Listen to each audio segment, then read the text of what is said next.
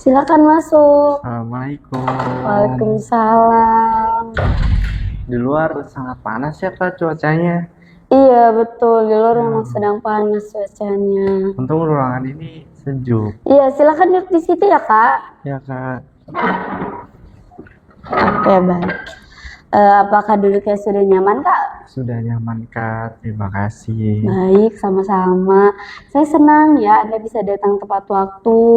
Sebelum kita mulai sesi konseling kita hari ini, alangkah baiknya kita berdoa bersama terlebih dahulu ya, supaya diberi kelancaran dan keberkahan oleh Allah. Oke, berdoa dimulai.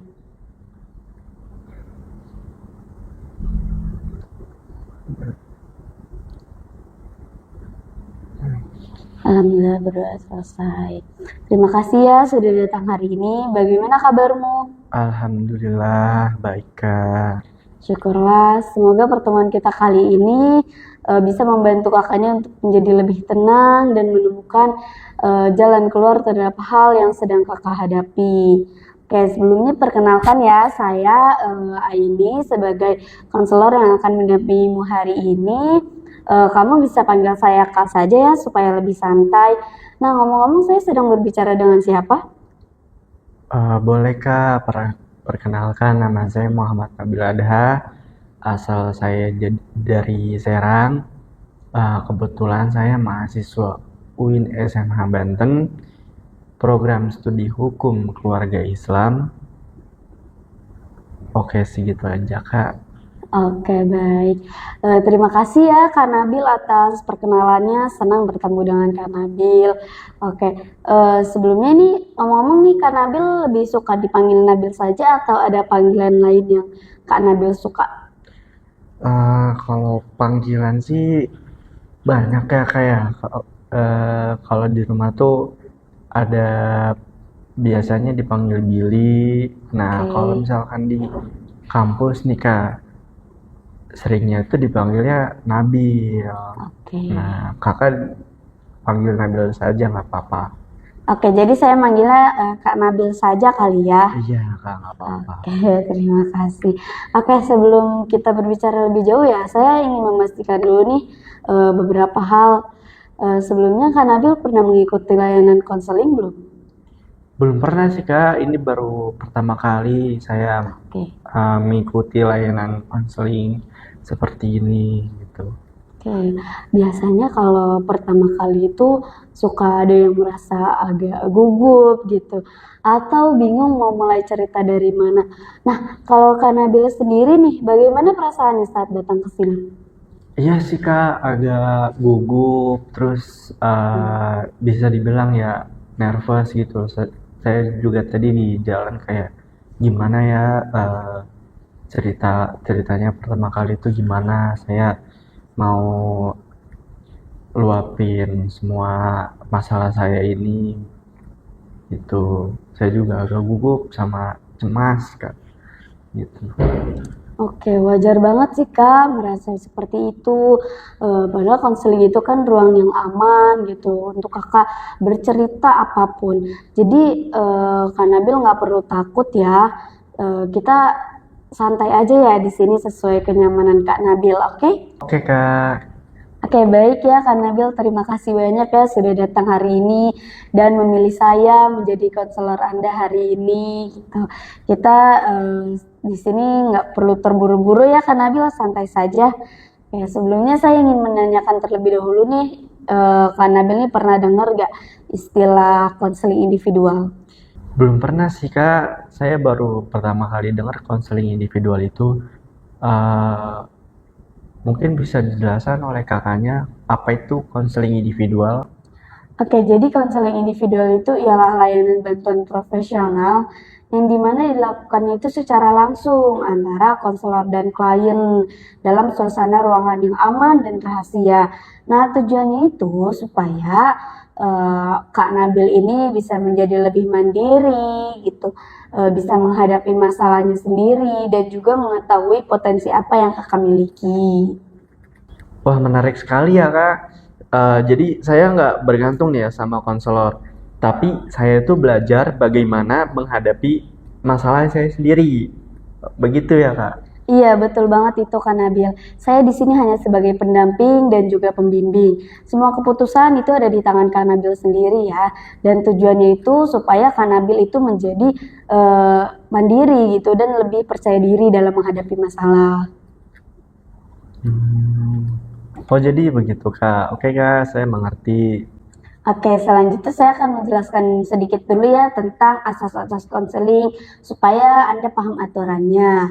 Yang pertama itu ada asas kerahasiaan, yang dimana yang kita bicarakan di sini itu ialah bersifat rahasia dan aman. Jadi Kak Nabil nggak perlu takut ya, karena sudah pasti ini bersifat aman dan rahasia gitu.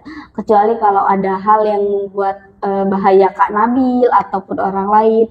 Nah, itu kewajiban etis saya untuk melaporkan kepada pihak yang bersangkutan.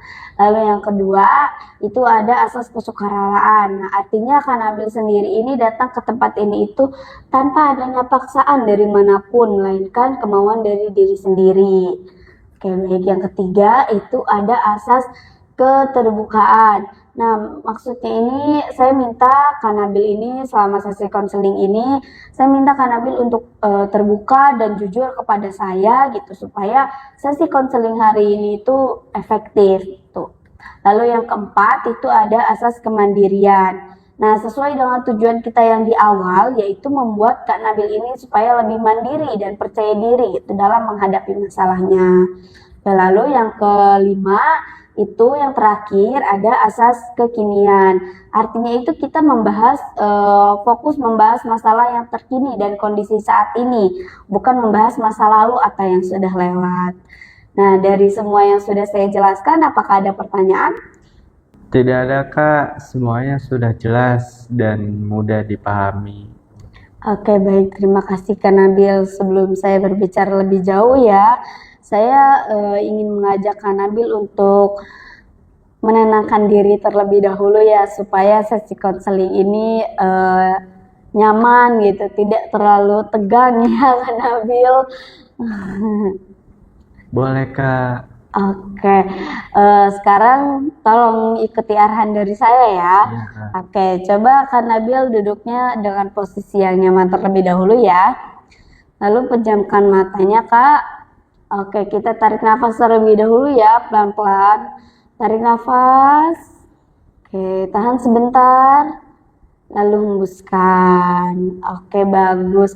Sekali lagi ya Kak. Oke, tarik nafas perlahan. Iya, tahan sebentar. Lalu hembuskan lewat mulut. Ya, rasakan badan Kak Nabil ini menjadi lebih rileks dan pikiran Kak Nabil ini menjadi lebih tenang. Oke, lalu buka mata Kak Nabil pelan-pelan. Oke, bagaimana perasaannya? Sudah rileks, Kak, dan tidak gugup lagi dari sebelumnya. Oke, betul sekali. Nah, itu tuh bagus ya, supaya tujuannya itu Kak Nabil ini merasa nyaman dan siap gitu untuk berbagi cerita. Oke, kita di sini santai aja ya Kak, tidak perlu terburu-buru gitu. Nah, kalau boleh tahu, Kak Nabil ini apa yang memutuskan Kak Nabil untuk mengikuti konseling sekarang? Saya memutuskan mengikuti konseling hari ini karena saya belakangan ini, Kak, saya mulai merasa cemas. Saya takut nilai saya menurun, begitu, Kak. Oke, biasanya kapan sih kecemasan ini terjadi? Biasanya malam sebelum ujian sih, Kak. Oke, nah saat kecemasan itu datang nih, biasanya apa sih yang Kak Nabil lakukan? Kadang saya malah menunda belajar, Kak, dan malah bermain HP gitu. Oke, kalau misalkan Anda mendeskripsikan sesuatu kecemasan itu menjadi sebuah kata, kata apa sih yang paling mewakili? Takut gagal, Kak. Oke, saya menangkap Anda ini sedang merasa takut gagal, tertekan, juga kecemasan yang cukup kuat ya. Iya, Kak. Oke, apakah kecemasan ini terjadi setiap kali Kak Nabil mau menghadapi ujian? Iya Kak, betul. Oke, apakah ini mempengaruhi pola tidur Kak Nabil? Betul sekali Kak. Kadang pola tidur saya terganggu. Yang harusnya saya tidurnya jam 10 nih Kak maksimal. Nah, saya malah tidurnya jam 12, jam 1, jam 2 pagi. Kadang emang bisa aja sampai jam 6 pagi gitu Kak. Nah, yang itu membuat saya terganggu ujiannya Kak. Dan eh, bikin saya stres gitu Kak. Kalau biasanya ada ujian, kadang kan emang kurang tidur ya Kak. Begitu Kak. Oke, dari ceritamu, saya menangkap Anda itu ingin memiliki hasil belajar yang baik ya. Tapi kebiasaan menunda belajar Anda itu membuat keinginan Anda itu justru lebih sulit gitu, lebih berat gitu. Seperti ada bagian dari dirimu yang ingin maju, tapi juga ada bagian dari dirimu yang masih menahan. Betul, Kak? Iya Kak, saya merasa begitu, betul. Oke. Eh, tadi Anda bilang kalau Anda ingin memiliki hasil belajar yang bagus, tapi Anda sendiri suka menunda belajar. Nah, menurut Anda itu apakah dua hal itu sejalan? Enggak sih Kak, kayak saling bertentangan aja gitu. Oke, baik. Ya, itu yang perlu Anda sadari.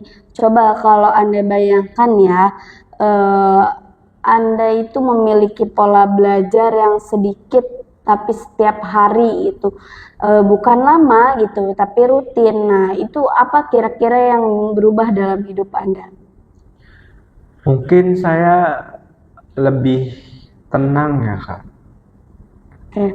Nah, coba bayangkan kebalikannya. Kalau misalkan Anda masih seperti sekarang, apa kira-kira? Saya bakal makin stres. Iya. Kalau boleh tahu, kakak sendiri pernah nggak sih ngalamin kayak masalah saya ini? Saya tentu dulu saya pernah mengalami hal seperti ini. Saya selalu kecemasan ya saat menghadapi ujian. Nah, waktu itu tuh yang membantu saya itu ialah belajar sedikit setiap hari. Nah, itu membantu saya mengurangi kecemasan karena merasa tubuh saya ini siap gitu untuk menghadapi ujian. Oh, jadi bisa dimulai dari sedikit dulu ya, Kak. Nah, kalau misalkan nih, Kak, kalau secara psikologis, emang belajar sedikit tapi rutin itu lebih bagus ya, Kak? Iya, betul banget itu Kak Nabil. Secara psikologis, belajar sedikit tapi rutin itu membuat otak kita kuat untuk menerima informasinya.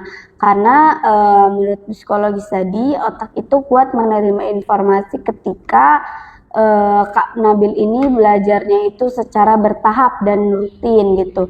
Nah, itu bisa membantu menurunkan kecemasan Kak Nabil karena merasa tubuh dan pikiran Kak Nabil ini merasa siap gitu.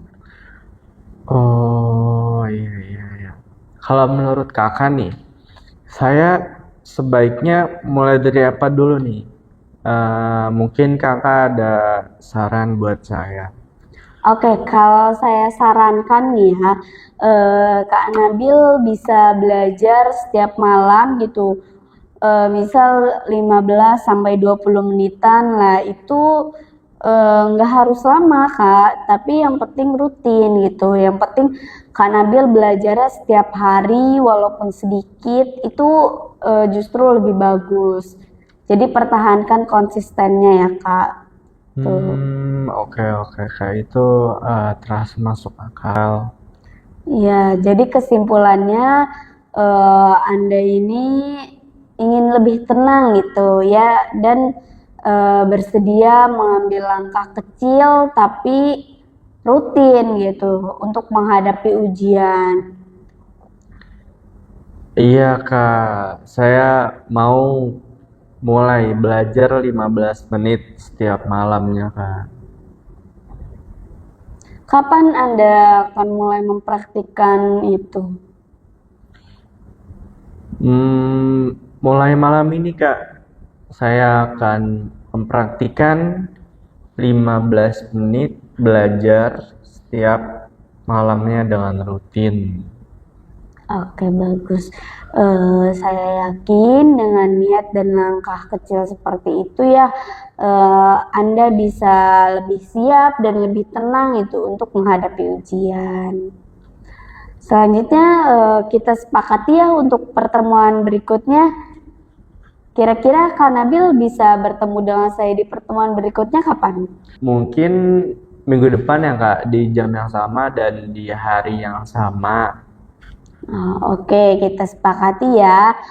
Kita akan bertemu di pertemuan berikutnya lagi itu di minggu depan, di hari dan di jam yang sama ya Kak.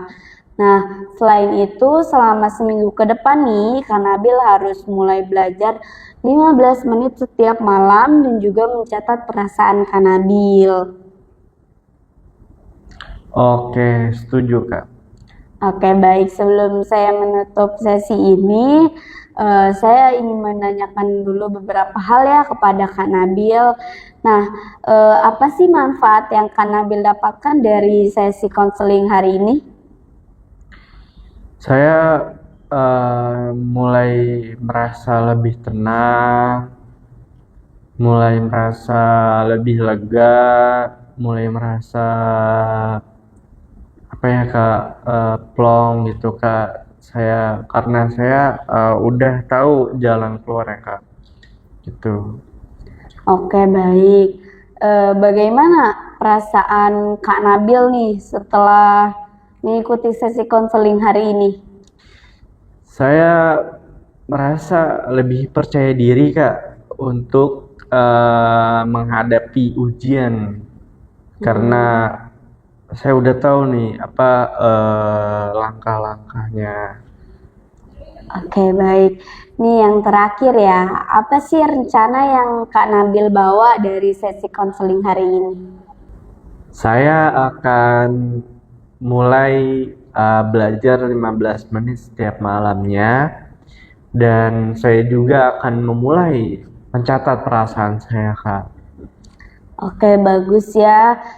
Jadi Kak Nabil ini sudah ada kemajuan ya, sudah menemukan solusi dari masalah Kak Nabil sendiri. Baik, selanjutnya mari kita tutup ya sesi konseling kita hari ini dengan membaca doa bersama. Ya, berdoa dimulai.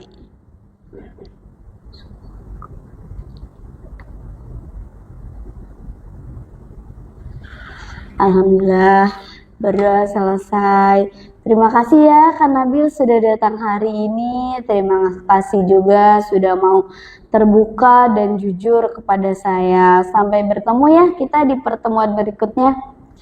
Sama-sama Kak, saya juga berterima kasih sekali karena Kakak sudah